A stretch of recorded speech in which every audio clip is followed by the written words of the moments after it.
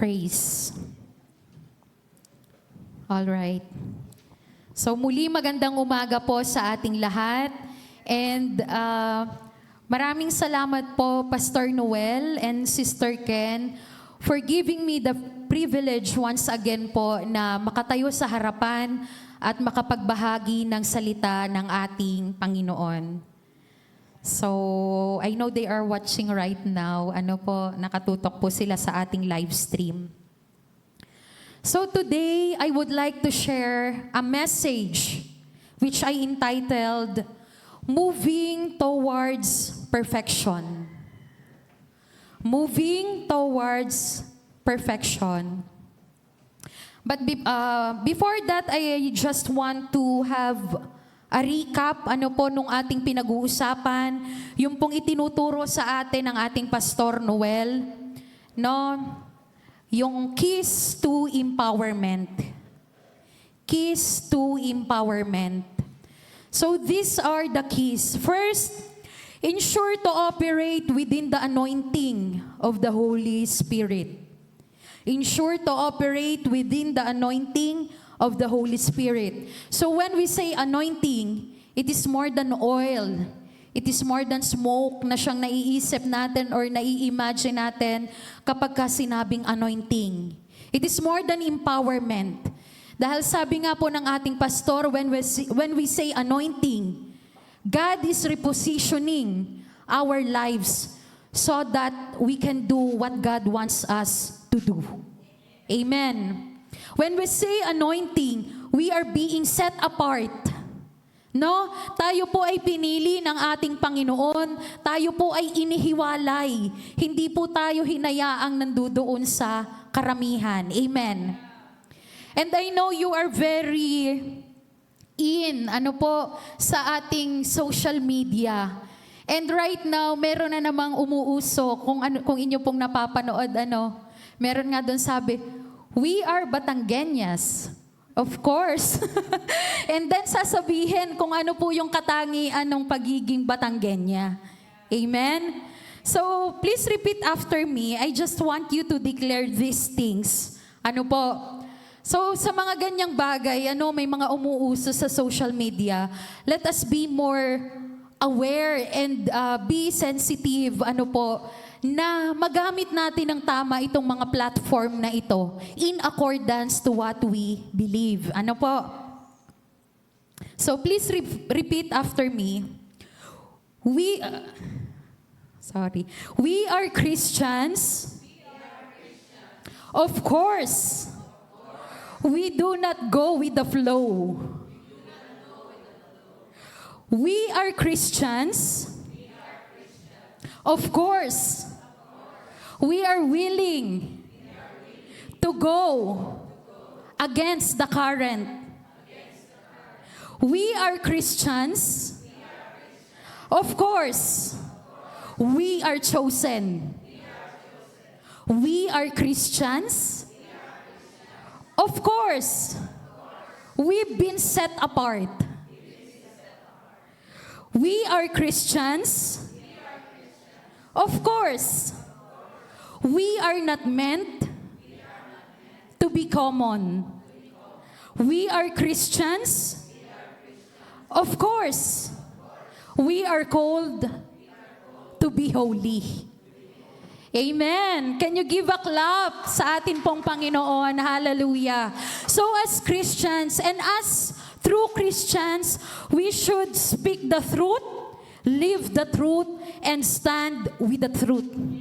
Amen.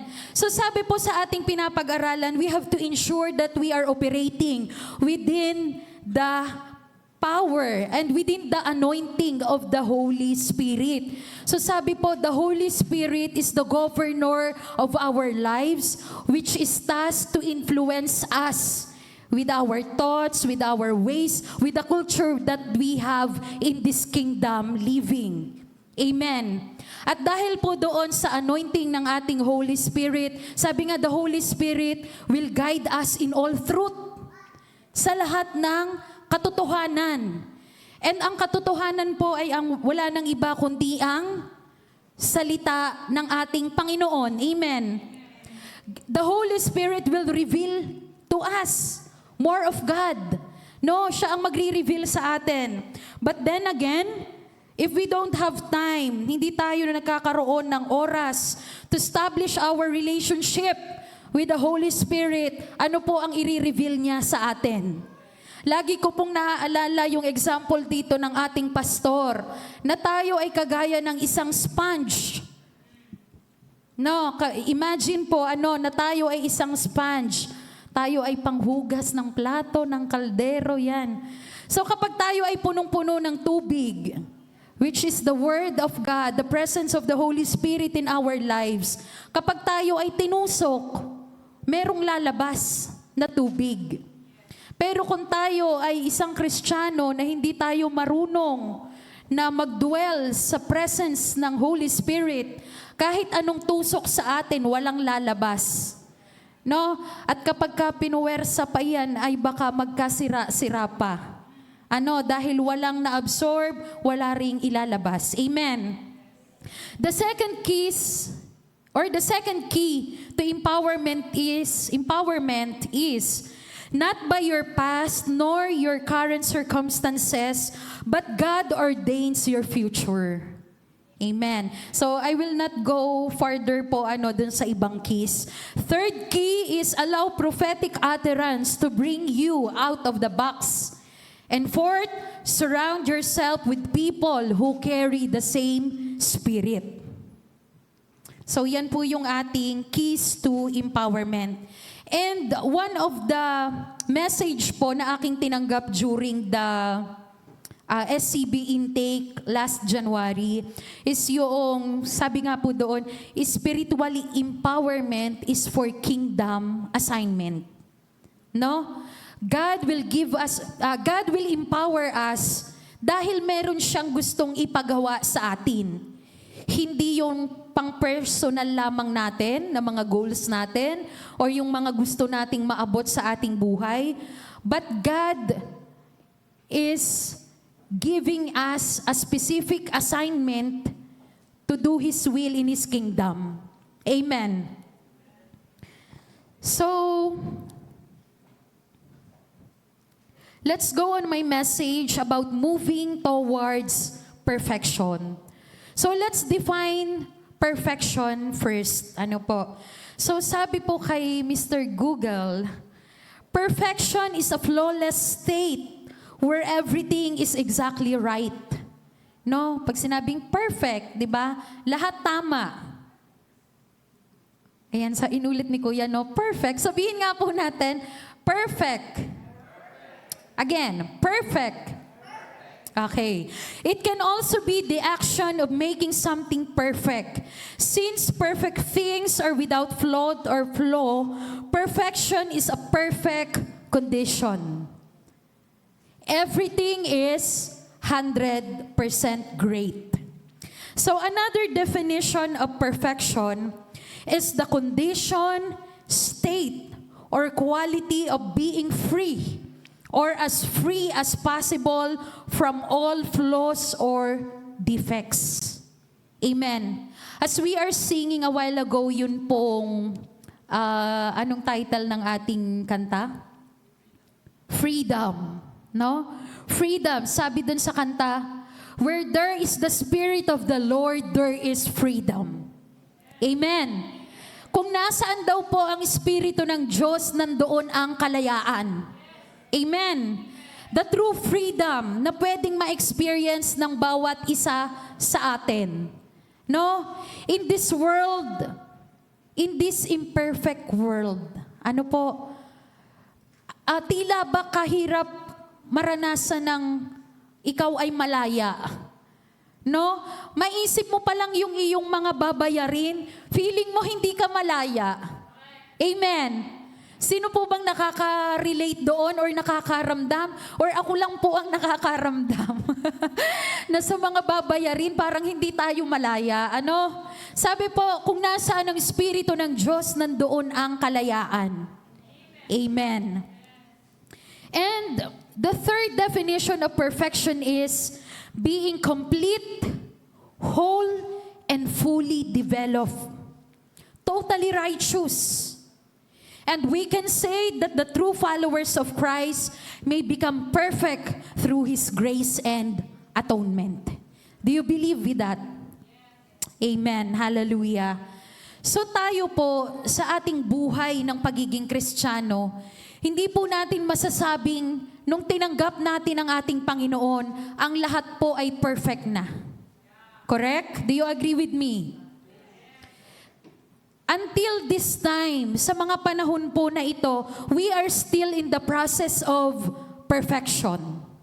Amen. We are created in the likeness of God, Genesis 1:26. Sa lahat po ng create ni Lord, tayo po yung nasa highest position. Tayo yung nilikha ayon sa kanyang wangis. Kaya naman karapat-dapat na tayo ay kumilos, mag-isip, magsalita ng ayon din sa kanyang wangis. Amen. Kagaya po sa isang factory. No, 'di ba? Kaya po 'yan ay mayroong QA, kaya 'yan ay may QC to make sure na yung pong pinoproduce na product is totally walang defect. Makapag-manufacture in perfect condition. Para pag yan po ay mailabas, maibenta sa market, maganda ang feedback ng makakabili ng mga produkto na yan. No? Sabi nga po, yung product is the reflection ng kanyang manufacturer. Amen. Same thing with us. Tayo po bilang mga Kristiyano, we are the reflection of Christ here on earth. So ilagay natin sa perspective ng isang pamilya. Yung mga anak, siya ay refleksyon ng kanyang magulang. Amen. Kaya naman ang isang anak na nare-recognize, halimbawa po yan ay isang honor student. Wow, ang galing naman ng parents niyan. Sino ba ang tatay niyan? Sino ba ang nanay niyan? Sa kabila pong banda, ganun din naman kapag ka ang ating mga anak ay sobrang kulit na kulit. Ano po? Kanino bang anak yan? Ipapatawag ko yan. Papatawag ko yung parents niyan. 'Di ba? So same thing with us po bilang mga anak ng Panginoon. Kailangan po ay nagmamanifest sa ating buhay yung perfection na nais ng Diyos para sa atin. Amen. So, let me share to you po yung context nito in Philippians 3 verse 12 to 16.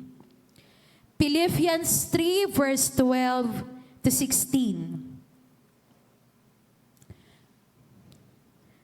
So I will read po. Not that I have already obtained all this or have already been made perfect, but I press on to take hold of that for which Christ Jesus took hold of me. Brothers, I do not consider myself yet to have taken hold of it, but one thing I do, forgetting what is behind and straining forward what is ahead. I press on toward the goal to win the prize for which God has called me heavenward in Christ Jesus. All of us who are mature should take such a view of things. And if on some point you think differently, that too God will make clear to you. Only let us live up to what we have already attained. So ito pong Philippians 3 verse 12 to 16 ay sulat ni Apostle Paul sa mga taga Pilipos, no? Philippians or doon sa Pilipi, So ang dapat po nating maintindihan, no? Sabi nga ni Pastor, ito ituro din po ni Pastor. Once we read a chapter or a message po sa Bible, kailangan po ay ating alamin, ating busisiin. Kanino ba yan sinulat? Sino ba ang sumulat? Bakit niya ba yan isinulat? Para mas maintindihan po natin and we can see that scripture into a wider perspective. Ano po? So, sabi po dito, itong Philippians po ay sinulat po ito ni Apostle Paul sa mga taga-Pilipos during the time na siya po ay nasa kulungan. No, nakakulong na po ng time na ito si Apostle Paul. But as we can see, or kung nabasa na po natin ang book of Philippians, no, short book lang po ito na nasulat ni Apostle Paul. 4 chapters, no, 4 chapters lang po. Mababasa po natin na ang nilalaman, the major theme or content of this book is about rejoicing, about joy. Kung atin pong iisipin at pagninilay-nilayin, how come na si Apostle Paul is nakagawa ng ganitong letter to the Philippians, knowing his condition, knowing his situation, na siya po ay nakakulong that time?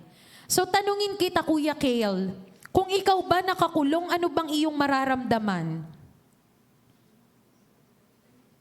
Ha?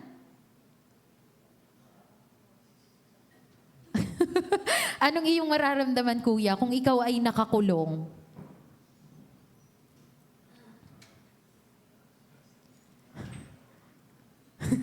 Nakaano, Kuya? Hindi mawari ni Kuya kung anong kanyang nararamdaman. No, ano, Kuya? Tahimik. So si Kuya, kung siya ay nakakulong, siya ay tahimik. Maaaring siya ay nagninilay-nilay. Bakit ba ako ikinulong? Bakit ba ako narito sa ganitong sitwasyon? Diba? That's a valid emotion or yung feeling na pwede nating maramdaman kung tayo ay nakakulong. So during this time, si Apostle Paul po ay nakakulong na after casting out the evil spirits during that time. Ano po? So ikaw, Kuya Raymart, kung ikaw nakakulong, anong mararamdaman mo? Malungkot, 'di ba? Or even magagalit. 'Di ba? Bakit ako ikinulong? 'Di ba? Hindi niyo ako pwedeng ikulong, 'di ba? Mga ganyan. So how come na itong si Apostle Paul ay nakapagsulat ng isang letter which is ang content ay rejoicing? So bakit po ganun? Parang contradiction naman. Paano nangyari yun kay Apostle Paul? Dapat nga nalulungkot siya kasi siya ay nakakulong. So the idea of rejoicing occurs more than 16 times in the short book of Philippians. So sabi nga po, Philippians are known to call for epistle of joy. No? Epistle of joy because of Paul's attitude in prison. Rejoicing in every circumstance and finding joy amidst trials, ang major theme ng book of Philippians. So, pag ba tayo walang freedom, di ba ang lungkot? Kanina habang kinakanta natin, there is freedom, there is freedom. Di ba? Parang nandoon yung gustong-gusto nating isigaw, gusto pa nating tumalon, kasi we are free. Malaya tayong nagagawa. Yung gusto nating gawin because of, diba sabi doon, kapag nandoon ang Espiritu ng Diyos, nandoon yung tunay na kalayaan. So diba, may awit tayo na yung isang ibon na nasa hawla. Ibon mang may layang lumipa. Diba? Kulungin mo at umiiyak. So nalulungkot kasi nga walang freedom. No? The other thing na kailangan natin pong maintindihan dito sa book of Philippians, it was written by Paul during his imprisonment in Rome. Paul was writing to the believers. So ang kinakausap po pala ni Apostle Paul dito sa Philippians is mga mananampalataya na, mga believers na, mga saints na at Philippi, wherein majority of them were Gentiles. Amen. So sundan nyo lang po ako, And Paul ministered at Philippi during his second missionary journey and spent about 3 months there. 3 months, saglit lang dun si Pablo. Pero kung mababasa po natin during the time po na siya ay nasa Pilipos, ang tindi ng move ng Holy Spirit. Ito din po yung panahon na kung saan nakilala ni Apostle Paul si Lydia. Remember Lydia? Lydia is a businesswoman. She was a seller of expensive purple clothing na siyang ginagamit po ng mga matataas sa lipunan sa Roma. No? Imagine that. And nung makilala niya si Lydia, Lydia was baptized and was saved. No? Inopen niya rin yung kanyang tahanan to start yung gawain ni na Apostle Paul.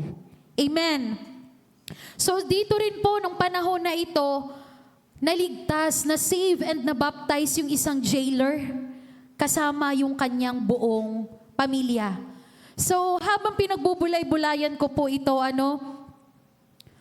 how amazing God is. And it only shows na kapag talaga tayo ay we are aware and we are totally surrendering, submitting ourselves in the presence and in the power of the Holy Spirit, we can accomplish much. Amen. Kasi sabi po dito, 3 months lang po nandoon si Apostle Paul. Pero ang tindi nung mga nangyari, nung mga naganap during those times. Amen. So, Apostle Paul was persecuted. Kaya nga po siya ikinulong. No? Kasi na-witness ng karamihan yung kanyang ginawa na nagpalaya siya ng masasamang spirito. Diba? There is the mighty move of the Holy Spirit sa kanilang mga gawain. No? So yan po yung kailangan nating maintindihan. So in verse 12, ang sabi po dito ni Pablo, hindi pa naman po niya na-obtain yung tinatawag na perfection. No? Gaya po ng sabi ko kanina, we are all in the process of perfection. Nandun tayo sa proseso. Paul acknowledged that he has not yet reached the fullness of his spiritual goal or attained complete perfection. He recognizes that there is still room for growth and improvement in his own life. However, he is determined to press on. So ano ba pag sinabi nating press on? Ano pag sinabi nating press on? Tayo ay magpatuloy. 'Di ba sa terminology natin right now, sa ating panahon ngayon, laban lang. 'Di ba? Sis, ang hirap kasi ganito. Kaya mo yan sis, laban lang. 'Di ba? Press on lang. 'Di ba? Kasi yung mga struggles, mga challenges natin sa buhay, it is already part of the journey. Hindi natin yan pwedeng i-skip. No? Hindi natin pwedeng i-skip yung mga challenges na yan, struggle na yan. Dahil, later po, ating i-discuss. No? Medyo bitiin na natin. So, he was determined to press on and take hold of the purpose for which Christ Jesus has called him. Paul's goal is to live in obedience and fulfill the calling that God has placed on his life. So he was determined. Kahit siya'y nakakulong, ano ngayon kung nakakulong ako? Hindi ito magiging hindrance, hindi ito magiging limitation para maibahagi ko or maibahatid ko yung aking mensahe sa aking mga kapatiran. Amen. Yung current situation ko will not be a hindrance para maibahagi ko at ma-encourage ko sila to find joy amidst trials. Amen. So let's go in verse 13. So sabi ni Pablo, I do not consider myself yet to have taken hold of it, but one thing to do. So as you can see, Apostle Paul was very sure doon sa gusto niyang mangyari. Forgetting what is behind and straining toward what is ahead. Paul emphasizes that he is not dwelling on past accomplishments or failures. Amen. Instead, he is focused on the present and the future. He chooses to let go of what is behind him and fix his focus on what lies ahead. This mindset allows him to move forward in his spiritual journey and pursue the things that God has in store for him. Amen. So sabi ni Pablo, kinakalimutan ko na kung ano yung tapos na. No? And I am looking forward doon sa future. Amen. Ganon din po ba tayo? Ganon din po ba tayo as we walk in obedience sa ating Panginoon, as we walk dito sa journey natin bilang Kristiyano? Ganon din po ba tayo? Kinakalimutan na rin ba natin yung mga nagdaan na and we look forward doon sa ating hinaharap or doon sa ating kinabukasan? So I pray na ang bawat isa po ay ganun ang maging mindset, no? Ang tawag po dyan is a looking forward mindset, no? So let's go on verse 14. I press on toward the goal to win the prize for which God has called me heavenward in Christ Jesus. Focus lang dun sa goal. Though merong mga struggles, may mga paghihirap along the way, dapat po ang ating nilulook forward is yung goal or yung reward. No? Kagaya po ng pagtakbo sa isang marathon. No, wala dito si ate, yung nagkaroon ng fun run. So sina Kuya Jem pala, sina Kuya Jason. Ilang kilometers ba yung tinakbo natin, mga kuya? Takbo lakad, 5 kilometers, no? 5 kilometers. And dyan po sa mga ganyang marathon, may tendency po na sa una, we are very excited to run, no? Nandun yung strength, nandun yung sigla habang tumatakbo, habang unti-unti napapagod, pinapawisan, kinakapos ng hininga. So medyo magi-slow down, yung takbo nung una magiging lakad. Ano po? Hanggang sa kapag pagod na talaga, gusto nang huminto. Okay na siguro to, naka 3 kilometers naman na ako. Okay na siguro to, malayo-layo na rin naman yung natakbo ko. So sabi po dito ni Pablo, focus on the goal. So kung ang goal po natin, ang tatakbuhan natin ay 5 kilometers, we have to finish 5 kilometers, whatever it takes. Amen. So yung pong aking branch manager po, sa FWD, they joined po yung marathon sa Osaka, Japan, and they have to run 42 kilometers. 42 kilometers. So imagine po, syempre sa Japan, iba naman yung klima. No, iba po yung weather. So habang tumatakbo is nakita ko sila talagang totally naka-coat. 'Di ba? So habang tumatakbo, hindi lang yung pagod or yung hapo yung iindahin mo kundi yung lamig, 'di ba? Yung lamig habang tumatakbo and yung lamig na nakaka-affect sa condition ng katawan na maaring nafi-freeze ka or naninigas na yung yung iyong paa, yung iyong binte, 'di ba? But they still finish po. Yung 42 kilometers, umuwi sila ng merong medal, no? It shows na focus sila dun sa goal, no? Nag-join sila doon, they invest their time, their money going there in Osaka to join that competition. And yun, nakuha nila yung prize, no? Kasi focus sila dun sa goal na gusto nilang mangyari. No?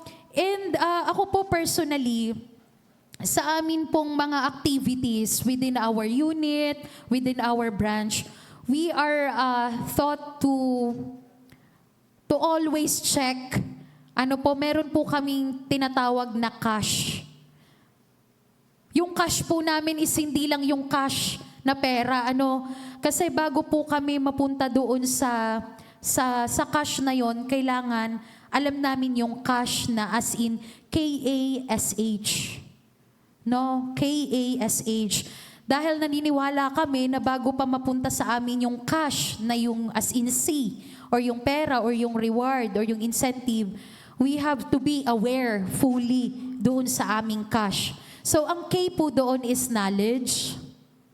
Ang A po doon is yung aming ability. Yung S po namin is yung aming mga ano tong S na ito? 'Di ba nakalimutan ko.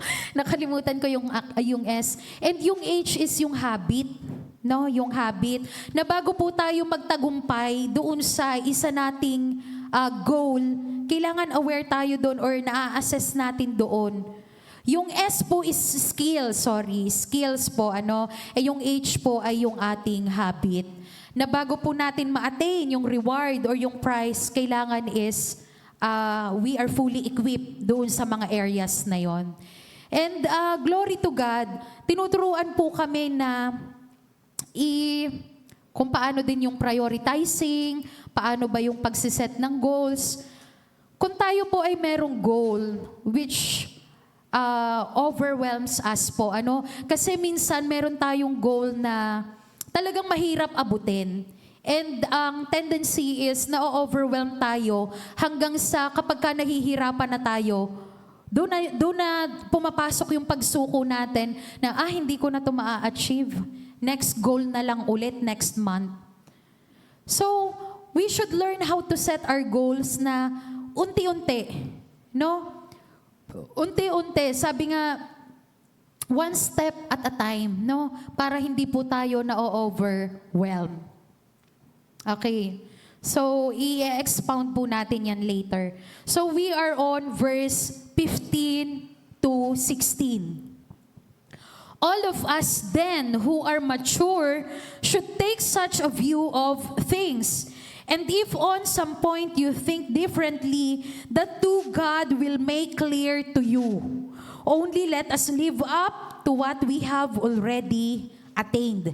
So here in these verses, Paul encourages the Philippians and by extensions, all believers to adopt a similar perspective.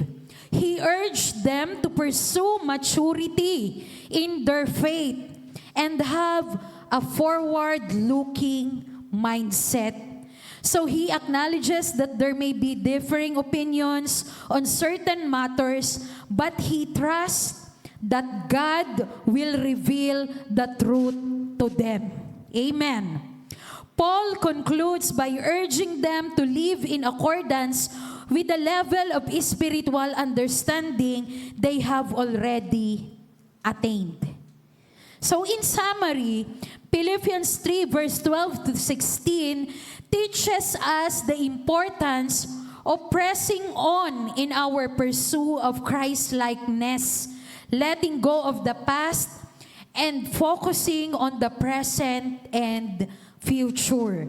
It encourages us to have a forward-looking mindset, trusting in God's guidance and seeking to live in obedience to His calling.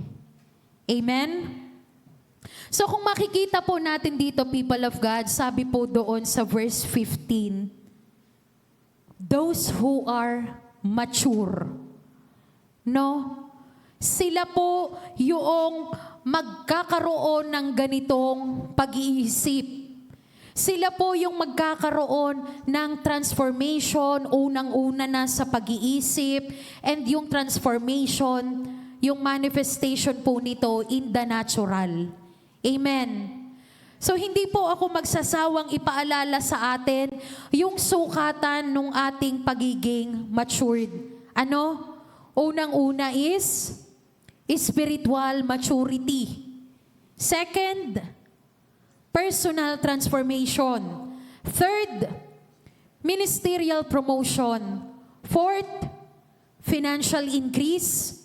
Fifth, social influence.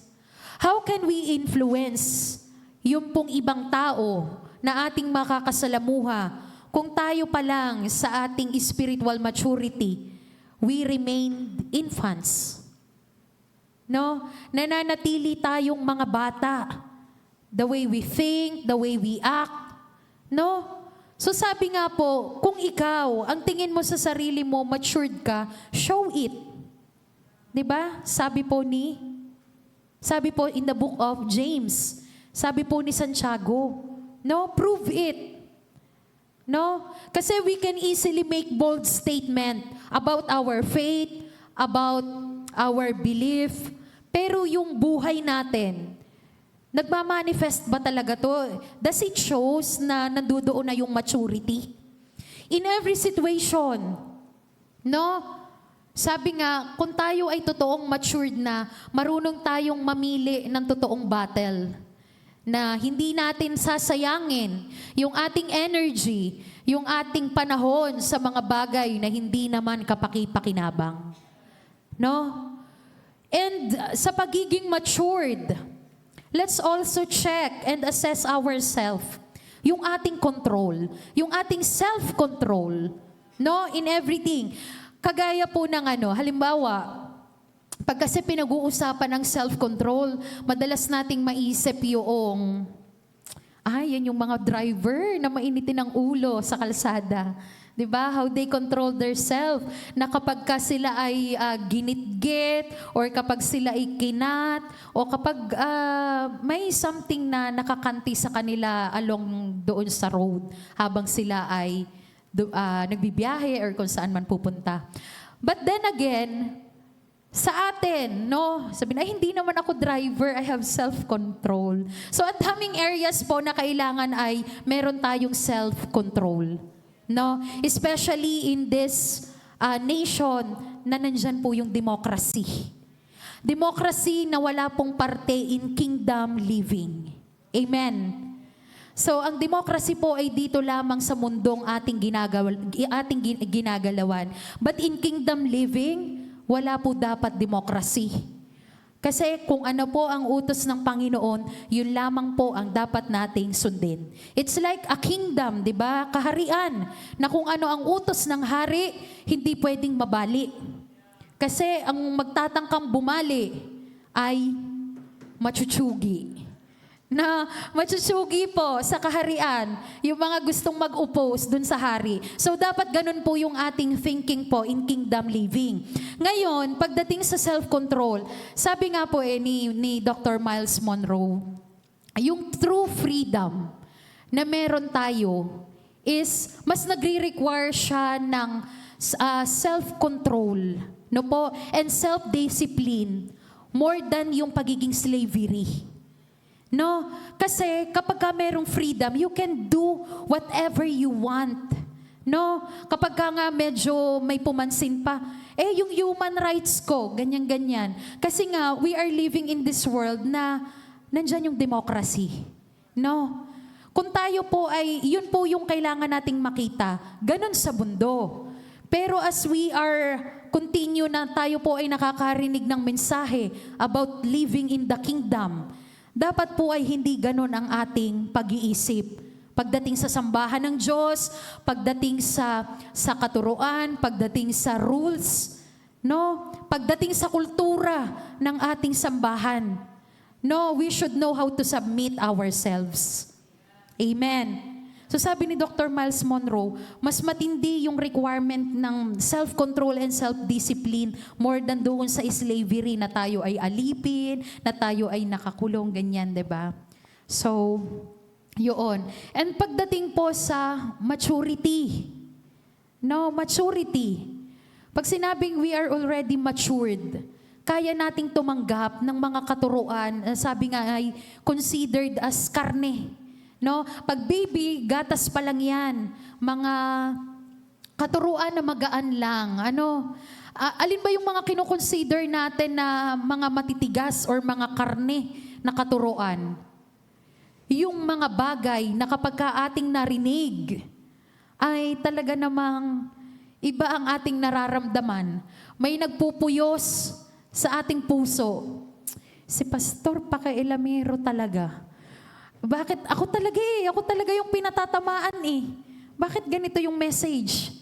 Naku, sa susunod hindi na ako pupunta dyan. Doon na lang ako sa kabila.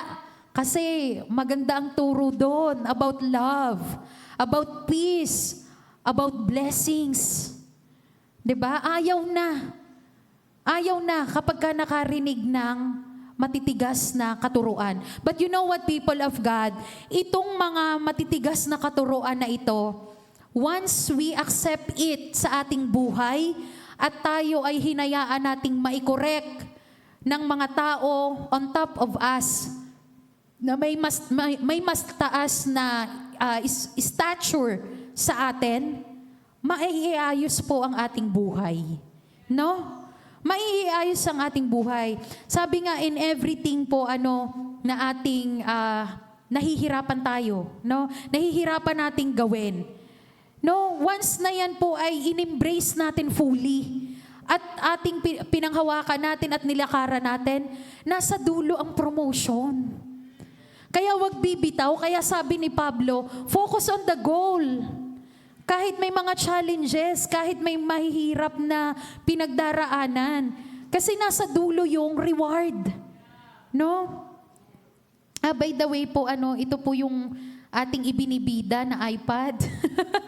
So I am showing this to you po, not to brag, pero sa totoo lang po, hindi naman ako talaga into gadgets, and ewan ko, hindi kasi talaga ako into gadget. Parang okay na ako na may cellphone na nagagamit, may tab na nagagamit.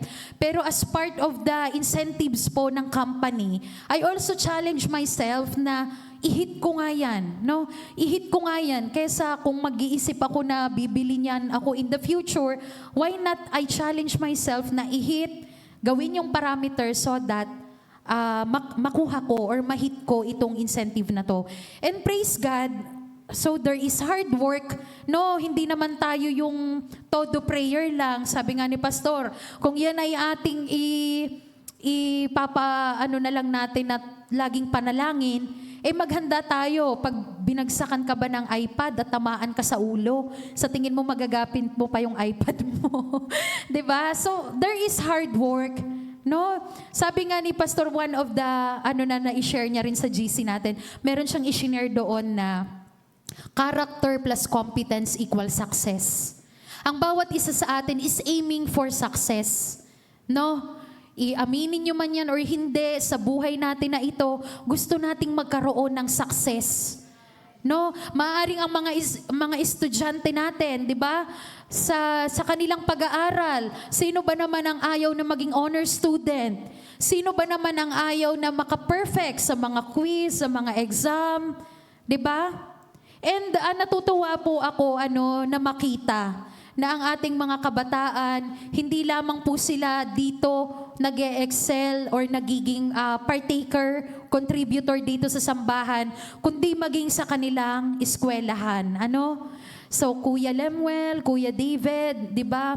Nasa larangan din sila sa golf, nasa chess, di ba? And nandoon yung kanilang mga awards, yung recognition. Same with Kuya Jimboy, Best in English Yarn, di ba? Congrats, Kuya Jimboy. Di ba nakakatuwa po na makita na yung ating mga kabataan is hindi lamang po natin sila nagagamit na sasabihin, ay, dyan lang naman nag-e-excel yan. Hindi po. So, in every areas of our lives, God is calling us to be excellent. No? Excellent people, kasi we have an excellent God. No? Nung pong ako ay panahon na nag-aaral pa, at tayo po ay nakaka-receive din na napakasarap po sa pakiramdam na yung tatanggapin mo pagbalik nung iyong assignment, nakalagay ni teacher, excellent. 'Di ba? Kahit yun ay sa mga writing, 'di ba, nung tayo elementary days, talagang pinasusulat tayo paulit-ulit, mga letters, mga kung ano-ano. And then ibabalik sa atin ni teacher, nakalagay excellent. 'Di ba ang saya? Ang saya ng pakiramdam. Maka-perfect ka sa quiz, then next quiz or next exam, exempted ka na. Ibig sabihin, yung time na dapat idudwell mo pa doon para mag-aral sa subject na yon, no need na, makukonsume mo na yung time na yon para sa ibang subject naman. Di ba ang saya? Ang saya nang nare-recognize yung effort, di ba? Ang saya na nagagawa natin with excellence yung mga bagay-bagay. And lagi po natin itong naririnig, we are serving a progressive God. No, sa lahat po ng ginagawa natin, kailangan may progress. Kaya nga po ang title ng message natin is Moving Towards Perfection. When we say moving, gumagalaw po tayo, hindi po tayo stagnant. Hindi po tayo tubig sa kanal na nandyan ka na. Ano bang nangyayari sa tubig sa kanal? Pag sinabi natin tubig sa kanal, hindi na dumadaloy, na stuck na doon. 'Di ba? Anong maa-attract? Langaw, lamok. 'Di ba? Yung tubig sa kanal, mabaho. 'Di ba? Pero kung yan ay moving, no? Tayo kagaya din natin, we have to move. Mula po nung tayo ay makakilala sa ating Panginoon, kailangan may progress. Challenge ourselves na in every year, meron pong nangyayaring progress sa buhay natin. Not only in the spiritual, kundi din sa natural. No? Nakakalungkot pong isipin na tayo nung nakaraang taon, ganito na yung estado natin. Nung sumunod na taon, ganun pa rin. Nung sumunod na naman na taon, ganun pa rin. So ano po yung ginagawa natin? Bakit hindi nagkakaroon ng progreso? Bakit hindi nagkakaroon ng pagbabago? And ano po ang naituro sa atin pagdating po dyan? Sabi nga, do not expect a different result kung ang ginagawa pa rin natin is paulit-ulit. No? Paano naman tayo magkakaroon ng kakaibang result kung yung mga bagay-bagay naman na ginagawa natin dati, yun pa rin ang ginagawa natin ngayon? So, sabi nga, ito po ay yung nakuha namin during the conference of Dr. Voon, yung merry-go-round life. No? Learn to jump. Learn to jump. Go outside. Doon sa merry-go-round. Ano ba yung merry-go-round? Paulit-ulit na lang. Imagine niyo po yung like a Ferris wheel po, sakay ng Ferris wheel. Ikot lang ng ikot, taas baba, paikot-ikot na lang. Parang napaka-boring. Walang nangyayaring kakaiba. Gusto po ba natin na tayo bilang Kristiyano, ganun din ang nangyayari sa atin? Of course not. So 2024 is the year of groundbreaking, wherein our goal is to build up lives. No? And I am so thankful and grateful to God na eto, Kuya Lemuel, we can see Kuya Lemuel, Kuya Jimboy, na already part of the worship team. Hindi na lamang sila trainees, kundi part na talaga sila ng worship team. No? Sabi po natin, this season, yung goal natin is to build up lives. So yung mga dati nating leaders, mga LAM leaders natin, so rise up. Rise up. Kung ayaw natin na paulit-ulit yung nangyayari sa buhay natin, challenge ourselves. Huwag laging, ito na ako, Ate Aina, hirap talaga sa Ang hirap nga magbasa, malabo na kasi ang mata. Diba? We all have the excuses na meron tayo sa ating mga buhay. No? Pero, kung atin pong pipiliin na maalis doon sa merry-go-round, kailangan may kakaiba. May pagbabago tayong gagawin. No?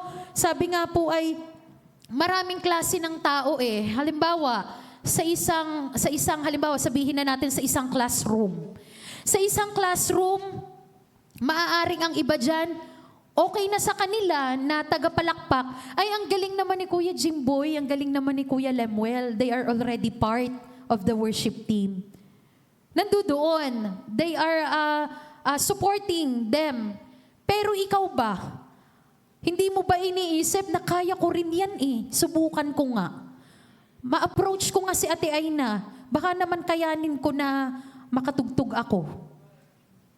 Amen? So merong iba na nakapanood lang at tagapalakpak, merong iba na isinasagawa at sinusubukang gawin yung mga bagay na na-attain din ng iba. No? So nakakalungkot pong isipin, na i-share din po ito ng ating pastor nung nakaraan, na it is already written in the word, na karamihan, those who are outside the light, sila pa yung mga successful. So ano yung nararamdaman natin? Di ba nakakalungkot?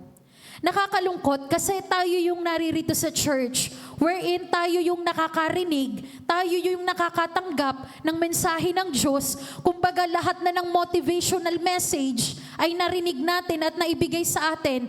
Pero sa ano noon, mas successful pa rin sila. Bakit? Kasi they do not rely doon sa magpipray lang. They do the work. They do the work. Alam nila yung hard work. Alam nila na kailangan pagtrabahuhan kung may gustong ma-attain. Alam nila na hindi lamang panalangin ang sagot. Alam nila na hindi lamang sila dapat tagapalakpak sa achievement ng iba, kundi dapat tagagawa din sila. Amen. So hindi po ba tayo nalulungkot kapag ganon? Sabi ko nga kanina, we are the reflection of our manufacturer. We are the representative of Jesus Christ. He is here on earth. So di ba po nakakahiya? Nakakahiya na tayo haharap sa Panginoon na hindi natin nagawa ng tama kung ano yung gusto niyang ipagawa sa atin. Amen. So these are some ways. No, bibigyan ko lang po kayo some ways on how to cultivate a forward-looking mindset. How to cultivate a forward-looking mindset. First, seek God's guidance. So sabi ng ating pastor, ensure that we are operating in the anointing of the Holy Spirit. Sabi po niya, those who are led by the Holy Spirit have their conscience anchored towards truth. A spirit-yielded life is a powerful life. So we have to regularly seek God's guidance through prayer and study of His Word. Kung hindi po tayo nag-aaral at wala po tayong panahon sa ating Diyos, wag po nating asahan na tayo po ay magiging powerful yung life na meron tayo, na merong mababago sa buhay natin. Amen. Because it is the Holy Spirit who will reveal God's plan and purposes for our life. Siya ang magre-reveal. Ano ba ang totoong purpose? And ito po ay ating napag-aralan ng mga nakaraan. Ang purpose po kung bakit tayo naririto, hindi lamang sa mga personal na interest natin. Hindi lamang sa mga personal na goals natin. We are called by God. We are being set apart. Tayo ay pinili ng Diyos to perform ay specific assignment na ibinigay niya sa atin. No? To share His gospel. To reach out yung mga tao na hindi po nakakakilala sa salita ng Panginoon. To be a vessel of honor. Diba? To be an ambassador of Christ here on earth. So ano po dapat? Kailangan nating ina-assess yung ating sarili. Kumusta na ba ako? Kumusta na ba yung spiritual na buhay ko? Meron na bang nangyaring paglago? Kumusta ba in the natural? Nakikita ba nila na may nangyayari at may ginagawa sa akin ng ating Panginoon? So we have to check and assess ourselves. Second, set spiritual goals.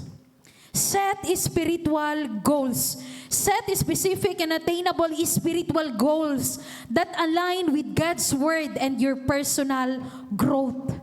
So kailangan po ay nandyan ang ating pag-iisip. Dapat nandun yung growth mindset. Yung ating growth mindset.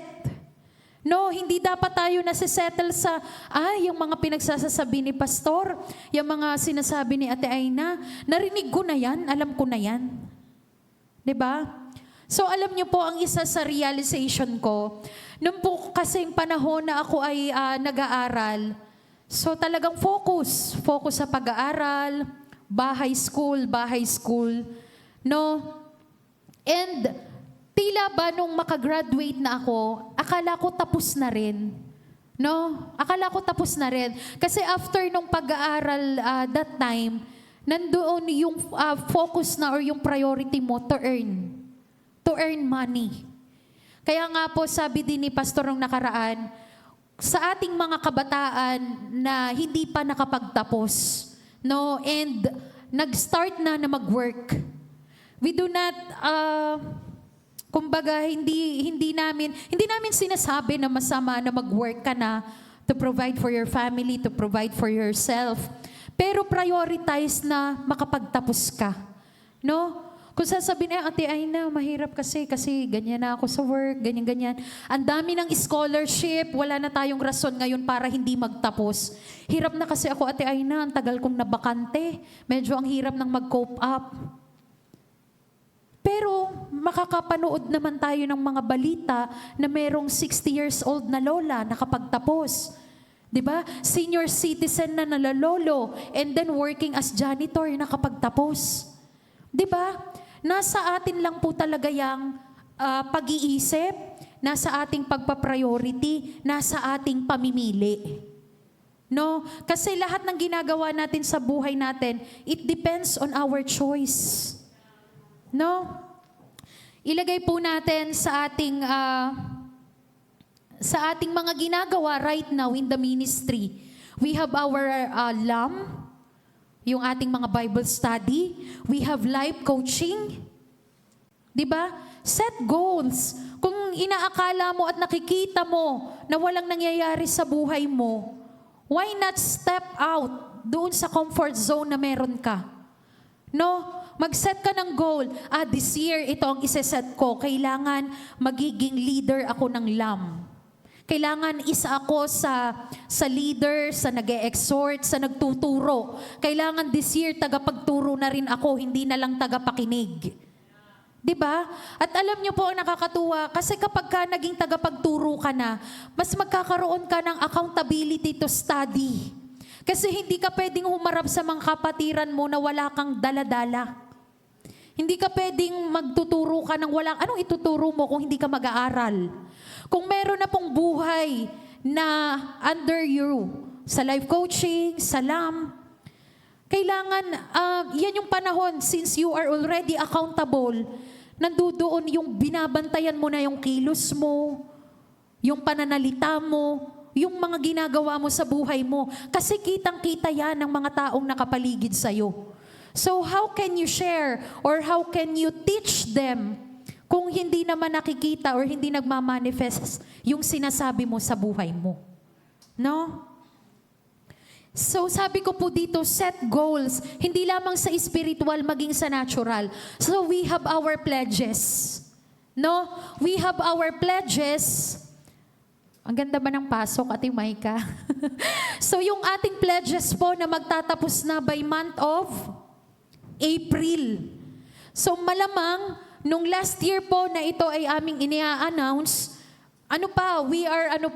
kumbaga hindi pa tayo nakakaramdam ng pangamba, hindi pa tayo nakakaramdam ng bigat, no? Na ay ito ang ibibigay ko, ganyan. Kasi malayo pa. Ngayon, less than a month na lang. No, tama po ba? Less than a month na lang. So matatapos na po ito. Kumusta po ba yung ating mga pledges? Even our pledges, we have to set our goal. Kailan ba natin to tatapusin? This is my commitment. Ito matatapos na hanggang sa, wag naman po, na malapit nang matapos, by April, lalapit tayo kay Ate Lay. Sis Lay, pasensya ka na kasi ang laki pa ng kulang ko sa pledge.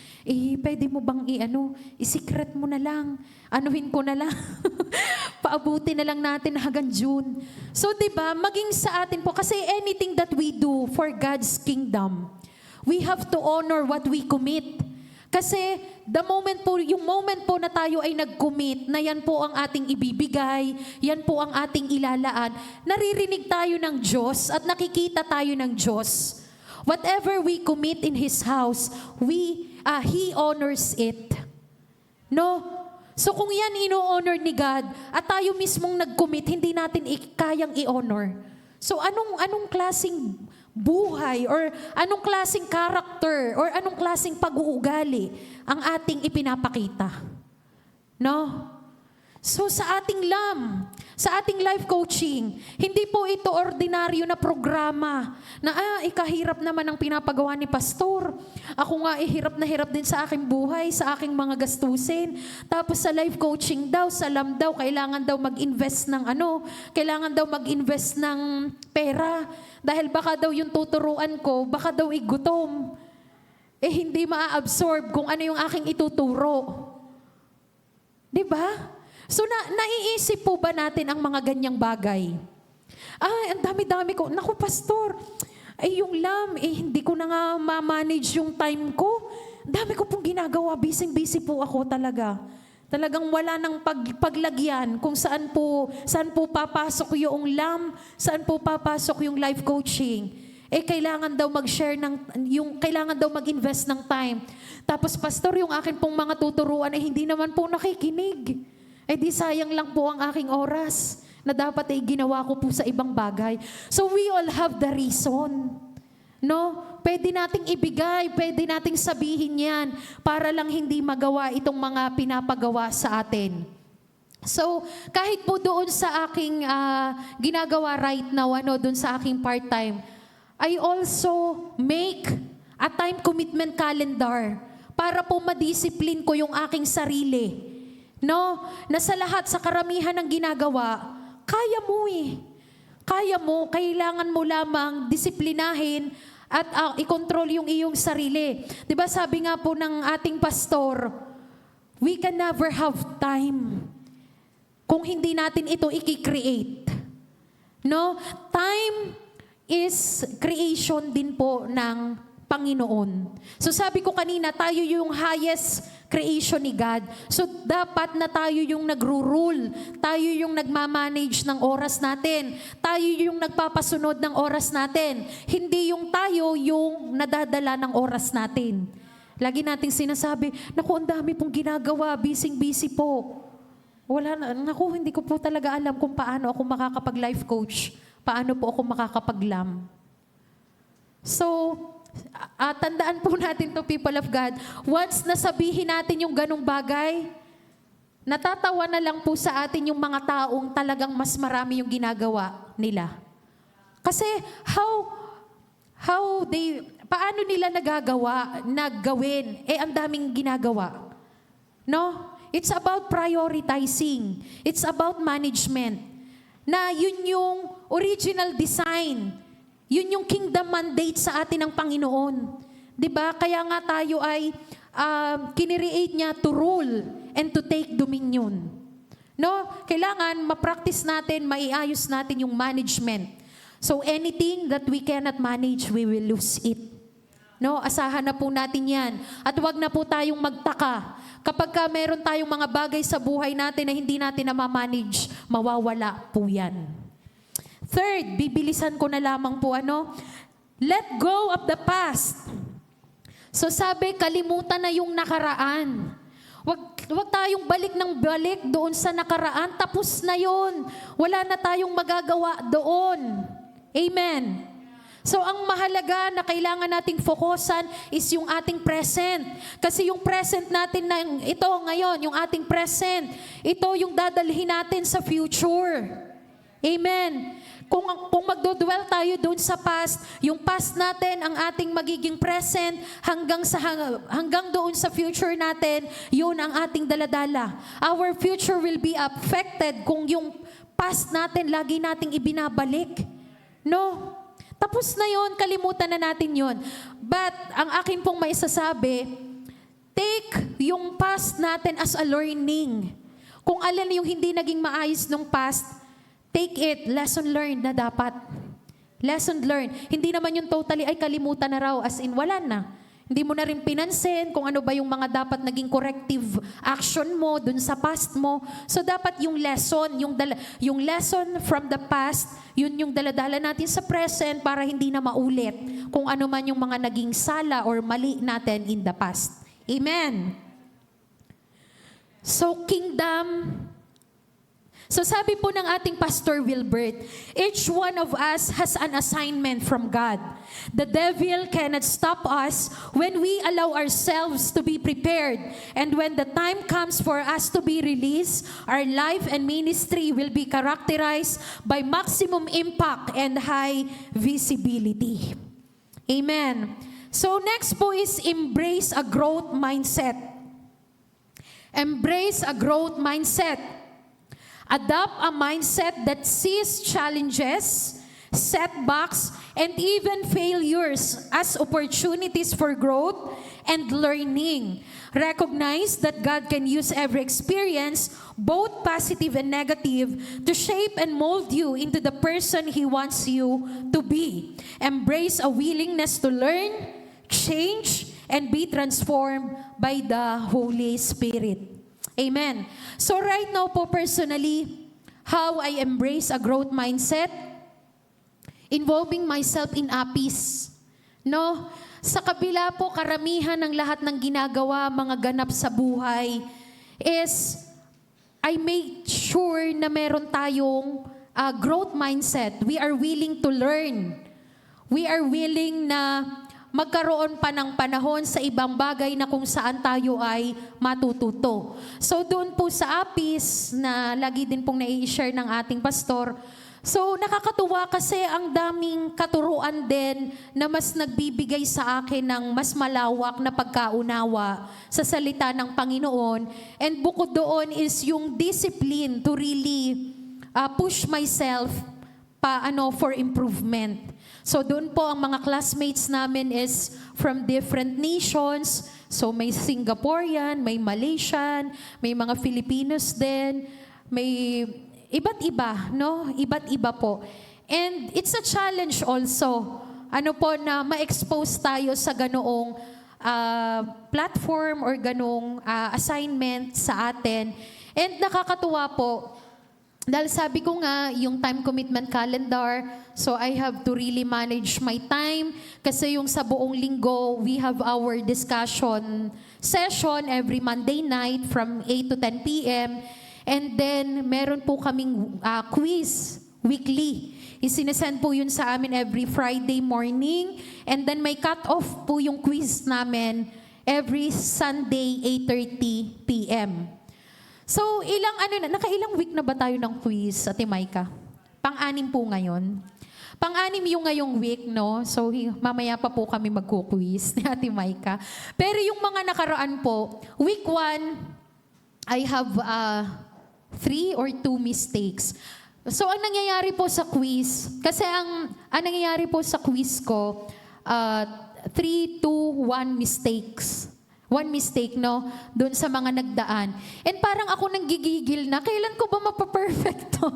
Kailan ko ba mapaperfect to? Kasi, alam niyo po yung pakiramdam kapag iisa yung mali mo, mas nakaka-frustrate kasi iisa na lang dapat perfect na nagkamali pa ng isa. No, parang iba-iba pa kapag 3, 2. Pag-iisa na parang namumuro ka na ha. Parang namumuro ka na, kailangan perfect na. So glory to God po nung nakaraan, na perfect na po natin yung quiz. No, unexpectedly kasi though nandoon talaga yung pag-aaral, I do not take quiz po na hindi ako nag-aral. No, I made sure na nakapag-aral, nabasa ganyan. And yung sa quiz po na yon, unexpectedly, kasi though nag-aral, yung mga questions po kasi is tricky. So hindi obvious yung sagot, karamihan dun sa mga tanong. Then nung pinasa namin yung quiz, ay perfect, glory to God. Yun pa yung panahon na parang rattle ako na, ang hirap ng mga tanong, kukunti na lang yung oras kasi may time limit din po. So, glory to God, no? Kapag nakikita tayo ng Panginoon that we do our part, sasamahan niya po tayo at tutulungan niya tayo, I believe. Amen. Sa mga panahon po kasi na masyado nating kinikerry, na we take it as yung by our own knowledge, by our own strength, ipapakita sa atin ni Lord na, anak, hindi mo kaya yan. Kailangan mo ako. Diba? Huwag mong suluhin yan. Do not take yung mga burden, yung mga iniisip po natin sa buhay natin. Surrender it to God. Then we can see po yung mighty power of the Lord kung paano yung gagawin niya sa buhay natin. Amen. So 5th, surround yourself with supportive community. So diba, know your alliance. Diba? So sa mga bagay-bagay, halimbawa within the group, nahihirapan tayo dun sa specific task na ipinapagawa sa atin. Sa halip na dun tayo dumikit, dun sa kapatid natin na nahihirapan din, dun tayo dumikit sa leaders natin, sa pastor natin, di ba? Kailangan po ay hindi tayo nagpi-pity party. Ano yung pity party? Halimbawa sa isang grupo, parehas kayong nahihirapan, parehas kayong nanghihina. Kuya Kale, ang hirap naman kasi talaga ng pinapagawa ni ate. Ay na ano, oo nga, sila lang naman ang makakagawa niyan, ganyan-ganyan. So nag-pity party na kayo. Kayo ng dalawa na parehas mahina, parehas nahihirapan, kayo pa ang nagsama. So dapat ang gawin nyo, kung sino yung umaangat, sino yung tumataas, dun kayo kumapit. Para tayo madala din pataas. Hindi yung doon na nga, nanghihina na rin yung isa, magpipiti party pa kayo. Oo nga, no, talagang kanya-kanya kasi yan ang grasya. Diba? May mga ganyan po tayo. So know our alliance. We have to surround ourselves with supportive community. Sixth, iisa na lang po stay focused on eternity. Stay focused on eternity. Remember that our ultimate goal as Christians is to spend eternity with God. Keep an eternal perspective in mind as you navigate the challenges and joys of life. This perspective helps you prioritize God's kingdom and seek His will above all else. So focus on eternity. Focus on the reward na ibibigay sa atin ng Panginoon. Sabi nga, ang makakakuha lamang ng reward ay sinong aabot hanggang dulo. Amen. Kung sino lamang yung makakatapos ng marathon hanggang dulo, siya lamang po ang may reward. Alam niyo po, meron po akong narinig na katuruan previously, sabi po doon, kapag tumataas yung level natin, halimbawa, sabi ko kanina, itong challenge na to, nalagpasan. So, another challenge na naman.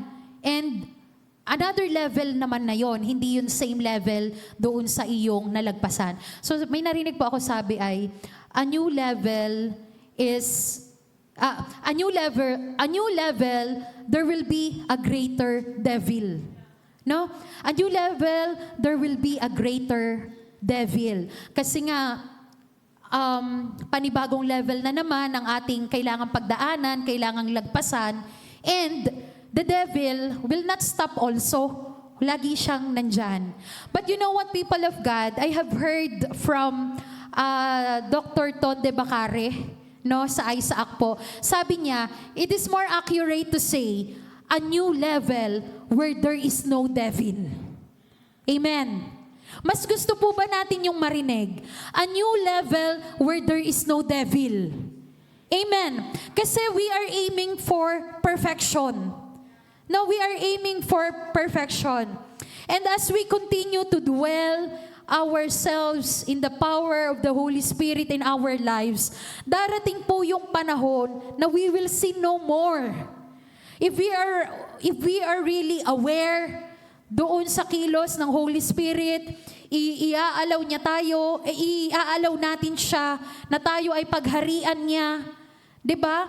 There will be fruit of the Spirit in our lives wherein yung mga bagay na taglay-taglay natin, yung mga dati nating pag-uugali, character, darating ang panahon na kapag mas mataas na tayo, we are already spirit man and not carnal man anymore. 'Di ba? There will be new level where there is no devil. Sabi po ni Dr. Tonde Bacare, kapag kasi sinabi natin a new level with a greater devil, it seems that we are giving dominion sa kaaway. So much accurate pakinggan, a new level where there is no devil. Kasi wala nang kayang gawin yung kaaway sa buhay natin, hindi na niya tayo kayang i-deceive because we are so aware of the presence of the Holy Spirit in our lives. We are so empowered, we are filled, and we are led by the Holy Spirit. Who is our perfect example? Our Lord Jesus Christ. He was led, He was filled, He was empowered, and He was anointed by the Holy Spirit. Sabi po ng ating Pastor Wilbert, if it is the Holy Spirit that leads us, it will always lead us to victory. He will direct us to victory. Amen. So focus on eternity. Kahit gaano pa po kahirap, ng daanan natin sa mundong ito. Focus on eternity. And last but not the least, practice gratitude.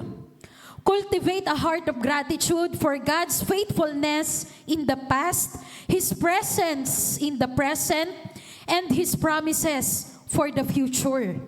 Regularly reflect on the ways God has worked in your life and express thankfulness for His grace, love, and guidance. Gratitude helps to shift our focus from the past or present to the goodness and faithfulness of God. By intentionally implementing these practices, Christians can maintain a forward-looking mindset in their walk with God. Amen.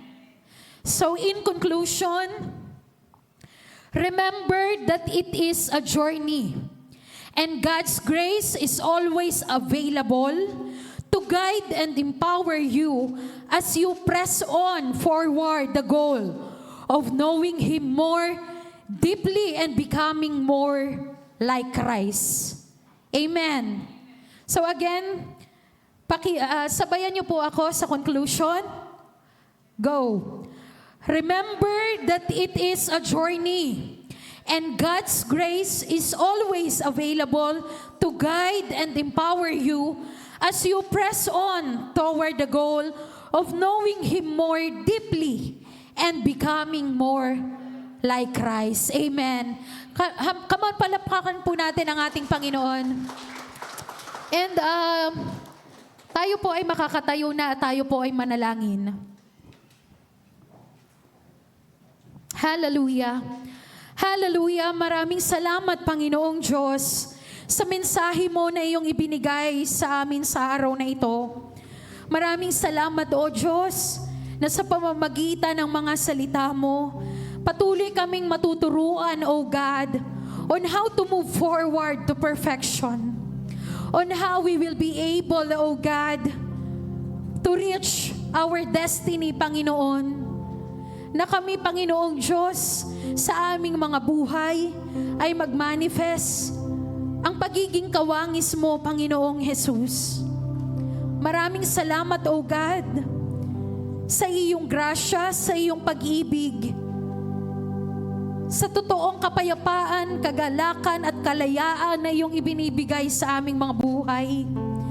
Dalangin namin, O God, that each one of us, Lord, will be more aware. Patuloy kaming magkakaroon ng kaunawaan, O God, ng awareness, O Lord, sa kilos mo sa aming mga buhay. Maraming salamat, O God, na sa pamamagitan ng iyong mga salita at ng iyong presensya, patuloy na kami ay mananagumpay sa aming mga buhay.